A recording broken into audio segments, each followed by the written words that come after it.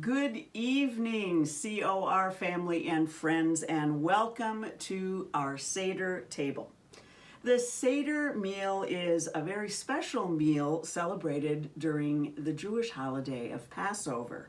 It tells the story of the exodus of the Jewish people from slavery in Egypt. Passover is one of the oldest celebrated holidays in all of human history. And God gave some very specific instructions for how to commemorate the event.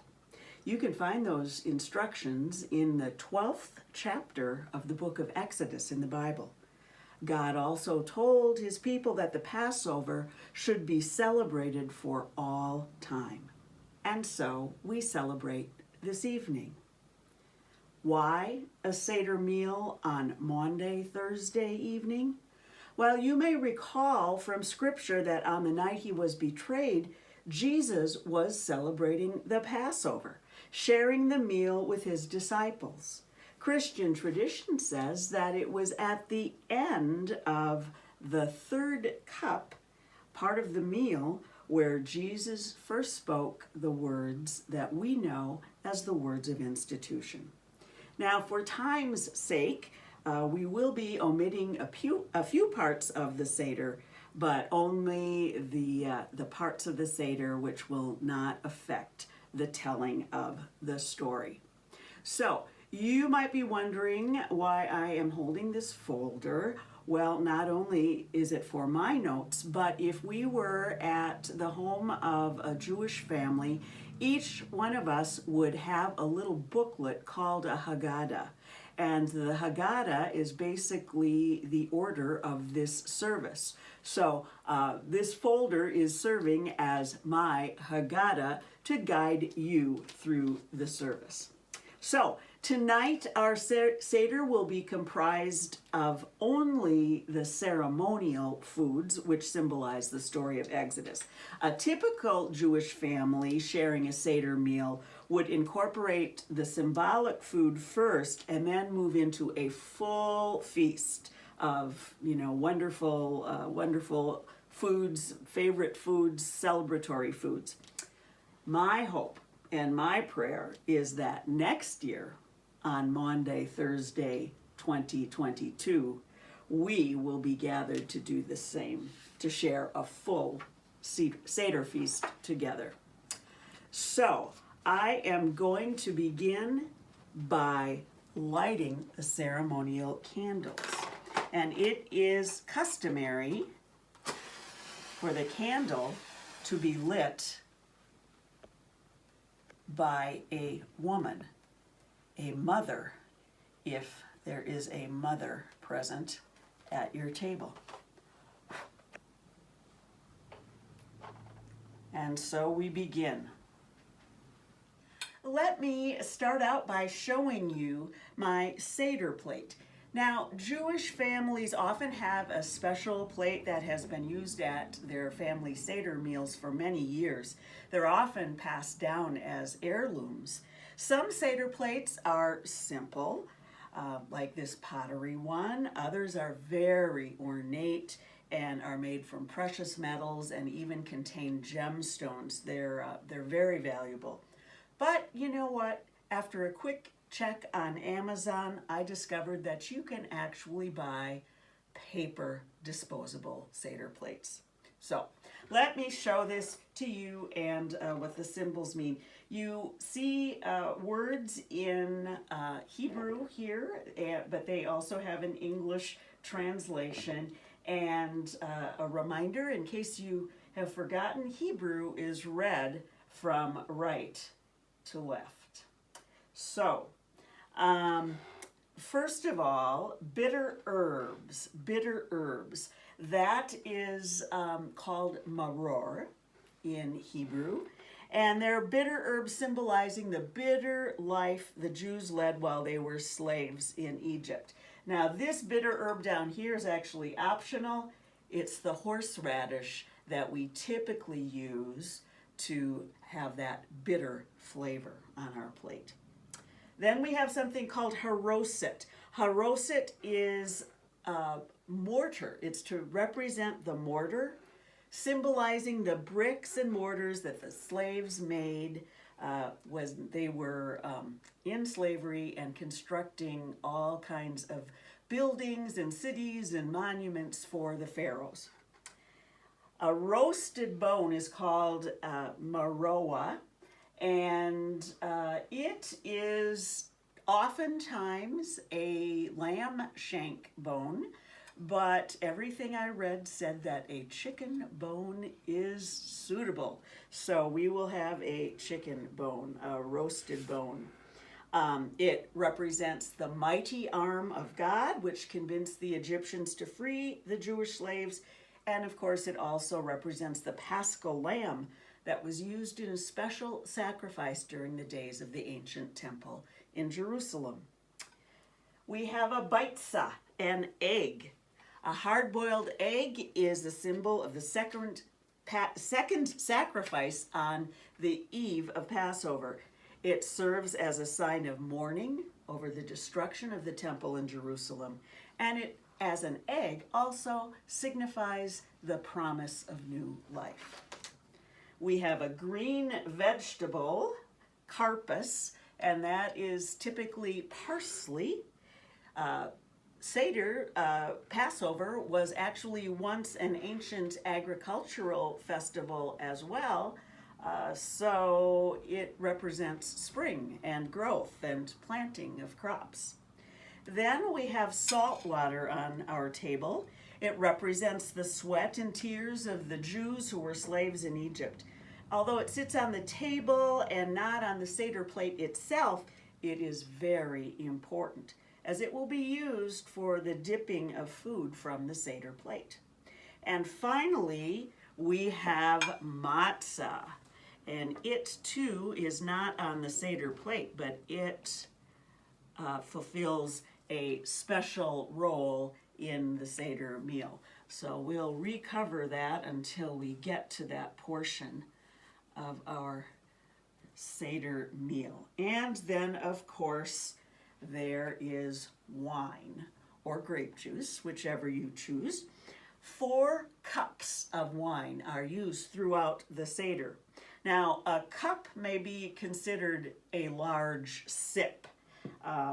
The 4 cups remind us of the 4 promises of redemption found in the book of Exodus, where God says, I will bring you out of Egypt, I will deliver you from bondage, I will redeem you with an outstretched arm, and I will take you to me for a people. It's also traditional for each person's cup to be filled by the person sitting next to them, as if on this festive occasion, everyone has a servant for the evening. So when we get to that part, when you pour the wine or juice into the cup, don't fill it, just pour a good swallow or two, because it's customary that when the cup is raised at various times during the meal, you drink its entire contents. So thus a swallow or two and not a whole cup.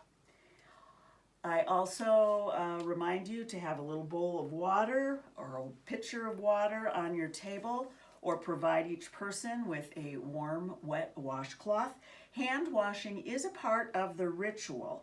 Now, everybody may participate, or one person may ceremonially wash on behalf of the group. So you'll want to have a towel handy for drying your hands. In a moment, we will begin by blessing the first cup of wine, but first, I want to put all of these ceremonial foods onto the plate. And here we have our filled Seder plate with all of those ceremonial foods I just described to you. And again, here's the matzah, and here is the wine. We begin with the blessing over the wine. So, take your wine carafe or whatever you have, or your juice bottle, and if you have someone with you at your table, you should fill your neighbor's glass. I am here with my trusty camera woman, so I will pour my own. Here is the traditional blessing in Hebrew, and I invite you to raise your glass during the blessing. Baruch atah Adonai Eloheinu, melech haolam borai pre hagafen. Blessed are you, Adonai our God, creator of the universe, who creates the fruit of the vine. Blessed are you, Adonai our God, who has kept us alive, sustained us, and who has brought us to this festive season. I invite you now to drink your cup of wine or juice, and, if possible, lean to your left. We'll hear more about that later. Lean to your left. Before we actually begin eating from our Seder plate, the custom, the ritual, calls us to wash our hands. So it's not a COVID-19 kind of hand washing. It's more ceremonial than anything, but everyone may do that, or one person designated to be the hand washer. And now we are ready to begin.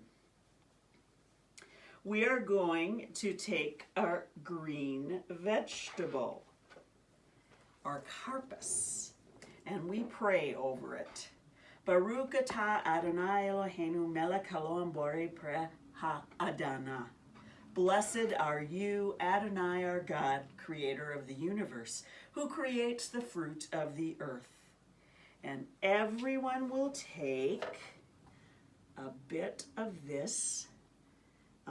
It's my parsley, and dip it into the salt water, and then you eat it. Now we move to the matzah. You have 3 pieces of matzah stacked in a bread, or on a plate here. But you take the middle one, the second one, and you break it into 2 pieces. One is returned to the plate, and the other one is wrapped up and actually hidden. So, close your eyes, everyone. We continue with the matzah. The matzah is a symbol of affliction and poverty.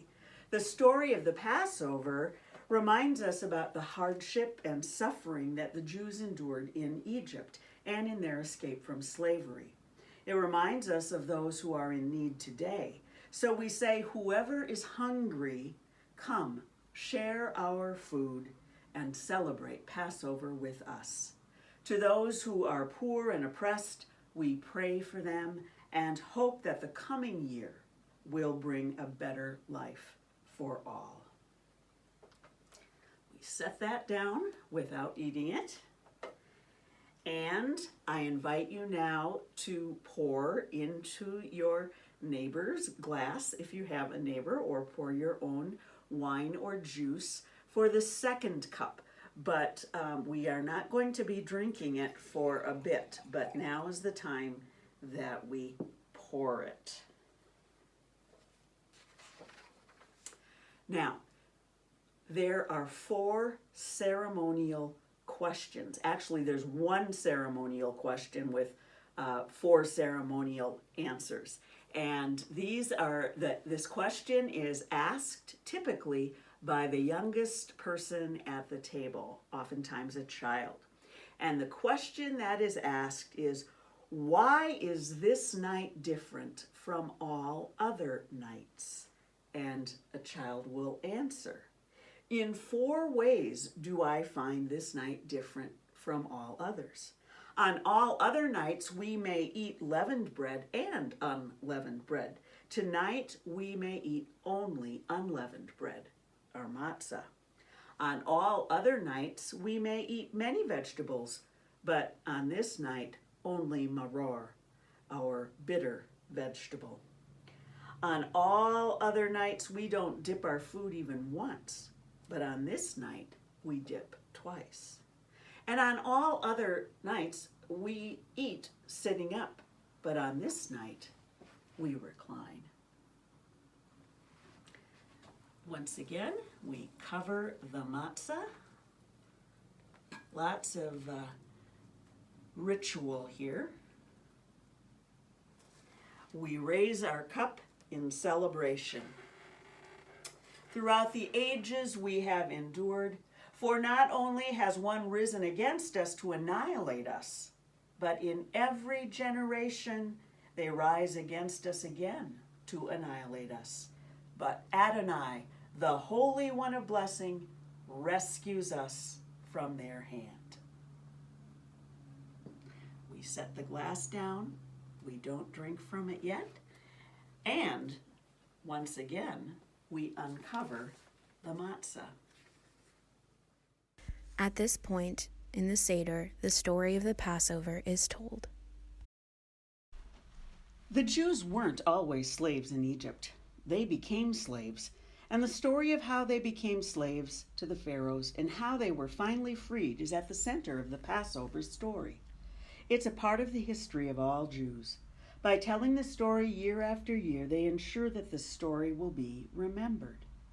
Many years ago, in the land of Egypt, Joseph, the favorite son of Jacob and Rachel, was sold into slavery by his jealous older brothers. Joseph was skilled and very intelligent. His gifts didn't go unnoticed, and he soon became an official in Pharaoh's court. One of Joseph's many gifts was his ability to interpret dreams, which he sometimes used to predict the future. He predicted through a dream that a severe famine would be coming after a time of great harvests. He urged the Pharaoh to store up food for the lean years ahead. The Pharaoh heeded Joseph's warning. Because Joseph's timely advice saved Egypt from a great famine, Pharaoh invited Joseph's family to stay when they had come searching for food. They stayed and lived in peace with the Egyptians for many years. They became known as the Israelites. Many generations later, a new Pharaoh came to rule. He didn't remember Joseph and all that he had done for Egypt. Instead, he saw that the Israelite population was growing rapidly. He worried that if there were a war, they might side with the enemy. To remove the problem of the Israelites, Pharaoh enslaved them. He forced them to hard labor, building his cities and his palaces. They baked bricks and carried stones in the desert heat. They lived in misery and pain. To limit their population, Pharaoh ordered that every baby boy born to an Israelite woman was to be thrown into the river and drowned. One slave couple named Yocheved and Amram hid their baby boy in a waterproof basket and placed him among the reeds along the riverbank. When Pharaoh's daughter, the princess, came down to the river to bathe, she found the baby boy and decided to take him home to raise him in the palace. The princess named him Moses, which meant brought out of the water. Because she needed a nurse to feed and care for the baby, the princess looked for a Jewish nurse. Yocheved's daughter Miriam was hiding by the river and watching for the princess. When she appeared, Miriam told her that if she knew of a Jewish nurse who could care for the baby, she would tell her. So she brought her mother, Yocheved, to the princess, not revealing that she was really the baby's mother too. Yocheved became Moses' nurse and was able to care for him throughout his childhood. Moses, being the adopted son of the princess, lived a rich life in the Pharaoh's palace, but he couldn't stand to watch his people suffer as slaves. One day Moses came upon an Egyptian taskmaster who was beating an Israelite slave. In a fit of rage, Moses killed the Egyptian. His crime was soon found out, and Moses was forced to flee from his home and into the desert. Wandering around, he came upon a family of shepherds in the land of Midian. Moses married the shepherd's daughter and became a shepherd himself. One day, while tending his sheep, Moses saw a bush that was on fire. The strange thing was that even though it was burning, it wasn't burning up. Moses heard God's voice coming from the bush, telling him to go back to Egypt and free his people from slavery. Moses was surprised and didn't feel up to the job. He told God that he was just a lowly shepherd and that he had a speech impediment. How could he possibly lead his people out of Egypt? God told Moses to go to Egypt anyway, taking his wooden shepherd's staff with him. God promised that he would always be with Moses, be by his side, and that Pharaoh would free his people. So Moses returned to Egypt with his brother Aaron as his spokesperson. "Let my people go," he demanded of the Pharaoh. But Pharaoh had a hardened heart and refused to free the slaves. Through Moses, God sent 10 plagues on the people of Egypt. At first, the plagues merely amused the Pharaoh, but soon he became frightened. The Pharaoh promised to free the slaves several times after the plagues, but he went back on his word time after time. The first 9 plagues were these. The water of the Nile River and all of the water in Egypt was turned to blood. Frogs covered the land and waters of Egypt, gnats biting both people and animals. Then complete darkness fell over the land, followed by flies. Great swarms of black flies were sent into the land and into the people's homes. Next came a plague on the animals. All of the livestock belonging to the Egyptians died. Then came the boils. People and every living thing in Egypt suffered from festering and painful boils. Hail came next and ruined crops and trees and other plants, and also struck down people and animals. Then there were the locusts, who covered the land and ate all the remaining plants. Nothing was left that grew from the ground. After the 9th plague of locusts, God said to Moses, "I will bring one more plague upon Pharaoh and upon Egypt. At midnight I will go forth among the Egyptians, and every firstborn in the land of Egypt shall die, from the firstborn of the Pharaoh to the firstborn of the slave girl behind the millstones, and the firstborn of all the livestock. And there shall be a loud cry in all the land of Egypt, such as has never been or will be ever again."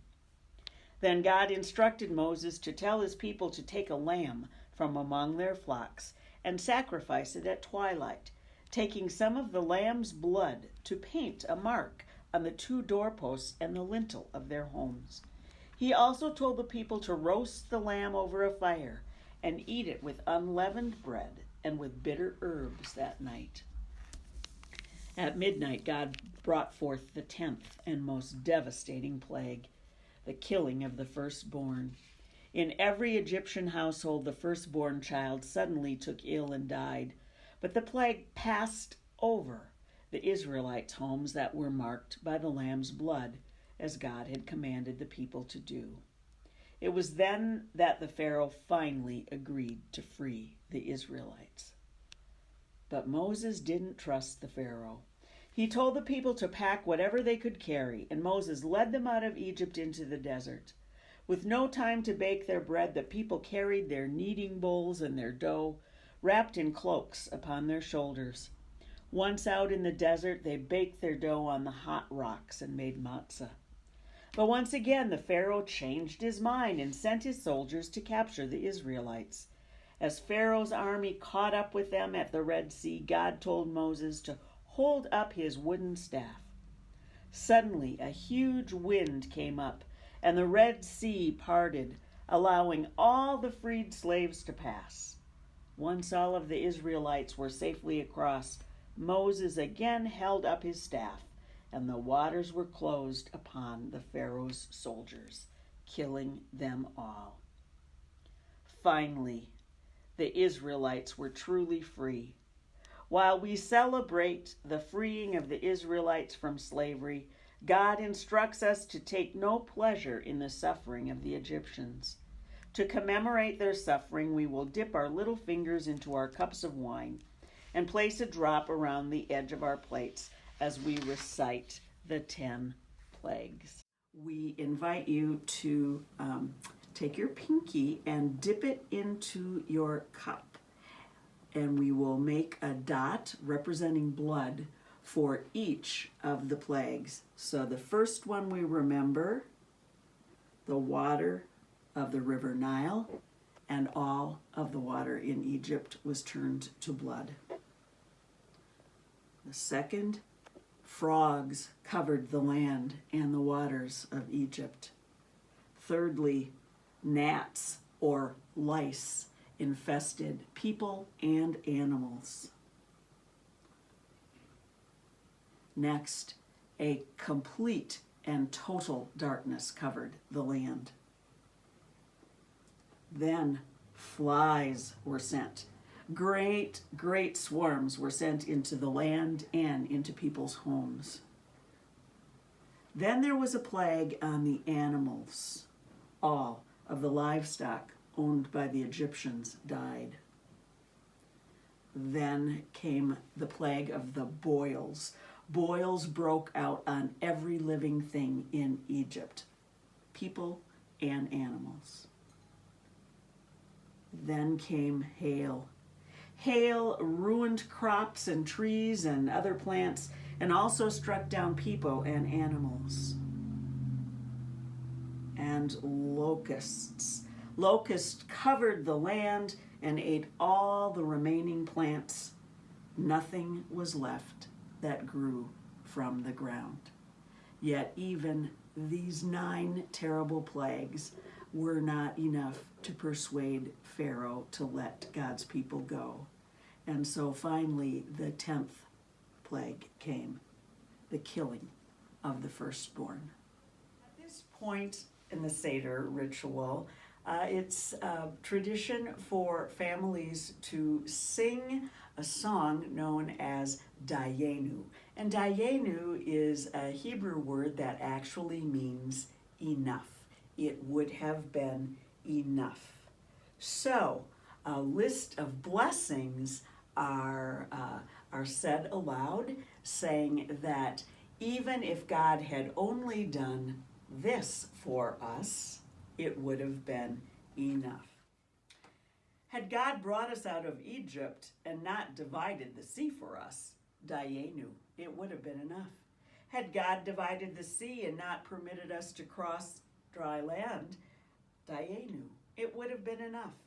Had God permitted us to cross the sea on dry land and not sustained us for 40 years in the desert, Dayenu, it would have been enough. Had God sustained us for 40 years in the desert and not fed us with manna, Dayenu, it would have been enough. Had God fed us with manna and not given us the Sabbath, Dayenu, it would have been enough. Had God given us the Sabbath and not brought us to Mount Sinai, Dayenu, it would have been enough.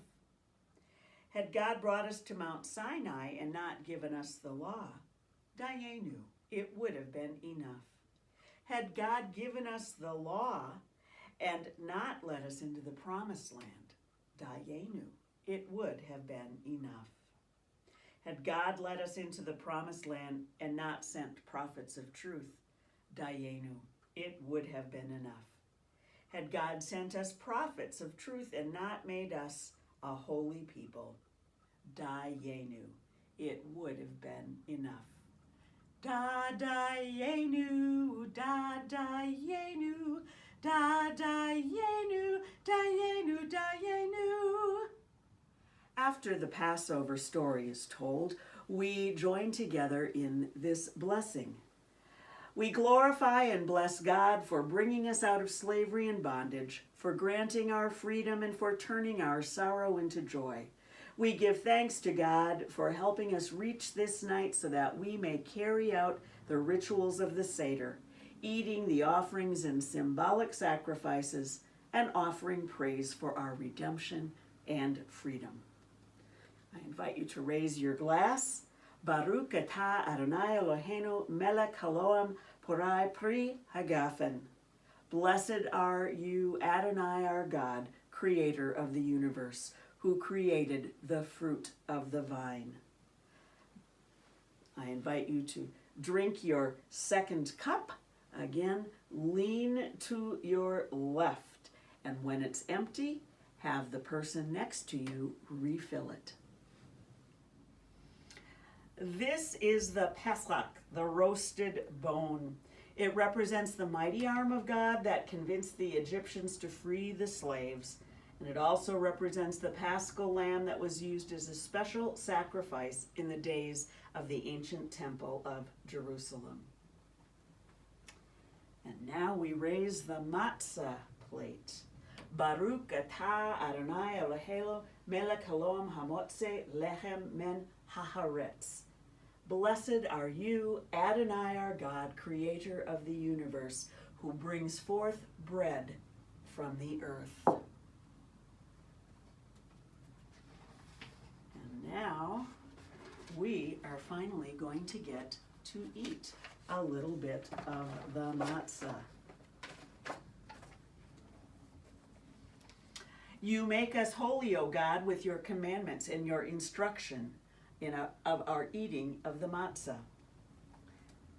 And so you will take from either the first or second matzah and break a little bit off.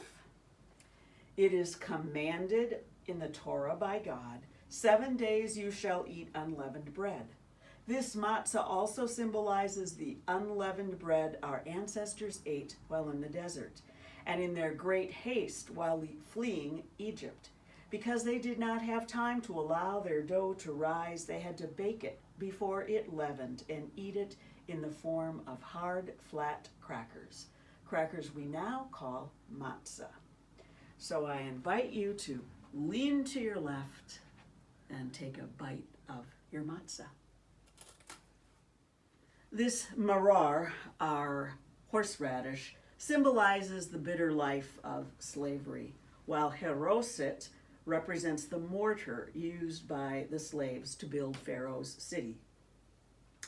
Blessed are you, Adonai, our Creator, who makes us holy with your mitzvot and has commanded us concerning the eating of marar. So I'm going to eat the bitter with the sweet haroset. Now it's time for us to make the koresh, which is basically a Seder sandwich, as it were. So take the bottom matzah on your plate, break off a piece, and then you will already probably still have some matzah on your plate from before. And I invite you to take a little bit, just a little bit of the maror, the bitter herb, the horseradish, and then put as much haroset on as you would like. You can use a lot more haroset than horseradish, just as long as you have a wee bit of that bitterness coming through. And then you place another piece of matzah on the top, and you enjoy. And lean left before you eat. And so we come to the third cup. Baruch atah Adonai Eloheinu melech haolam borei prei hagafen. Blessed are you, Adonai our God, creator of the universe, who creates the fruit of the vine. Ordinarily, the Seder would continue with the drinking of the third cup. However, Christian tradition is that as Jesus raised up the third cup of wine, celebrating the Passover with his disciples, the night he was betrayed, our Lord took the matzah. And when he had given thanks to God, he gave it to his disciples, saying, "Take and eat. This is my body given for you. Do this for the remembrance of me." So I invite you to take a small piece of matzah and eat it yourself, remembering it is the body of Christ. given for you." Then Jesus took the third cup, and when he had given thanks to God, he gave it to his disciples, saying, "This cup is the new covenant in my blood, which is shed for you and for all people for the forgiveness of sin. Do this for the remembrance of me." Once again, I invite you to lean left and drink your third cup, the blood of Christ shed for you. When your cup has been emptied, you may refill it or have your neighbor refill it for you.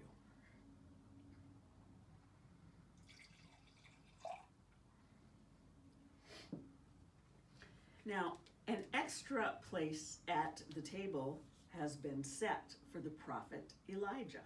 Someday it is believed that the prophet Elijah will return to the earth and lead the way for an age of peace. In the spirit of Passover, we welcome Elijah into our home and into our Seder. In order to do so, someone from your table needs to go to your front door and open it. "Elijah, enter. May you soon come and issue in the great age of peace." And we close the front door. We raise our glass of wine, our fourth and final glass of wine. Baruch atah Adonai Eloheinu melech halom borai prai hagafen. Blessed are you, Adonai our God, creator of the universe, who's created the fruit of the vine. Again, leaning to the left, drink your fourth cup. Finally, before our Seder concludes, we eat our eggs dipped in salt water as a symbol of spring and a celebration of new life. The egg also symbolizes the Jewish midwives who showed bravery in refusing to follow Pharaoh's demand that every baby boy born to an Israelite woman was to be thrown into the Nile River and drowned. The salt water represents the tears of those who lost their sons. The egg also reminds us that the midwives' bravery ensured the survival of the Jewish people. So now we dip our egg into the salt water and we eat it. After the egg is eaten, the full Passover feast begins with favorite foods and special family recipes filling plates and satisfying appetites. The second hand washing takes place before the full meal. But before the feast begins, we are reminded that all Jews are invited to return to the Promised Land and celebrate the Passover as their ancestors did. It is the hope and the desire of many Jews to someday make that journey. It is in that spirit of joy and anticipation that we conclude the Seder with these words: El Shana Ha-Ba'a Ba Yerushalayim, next year in Jerusalem. And on behalf of our Church of the Resurrection family and friends, I will restate that. Next year in the fellowship hall. Avenu Shalom Aleichem, Avenu Shalom Aleichem, Avenu Shalom Aleichem, Avenu Shanu Aleichem.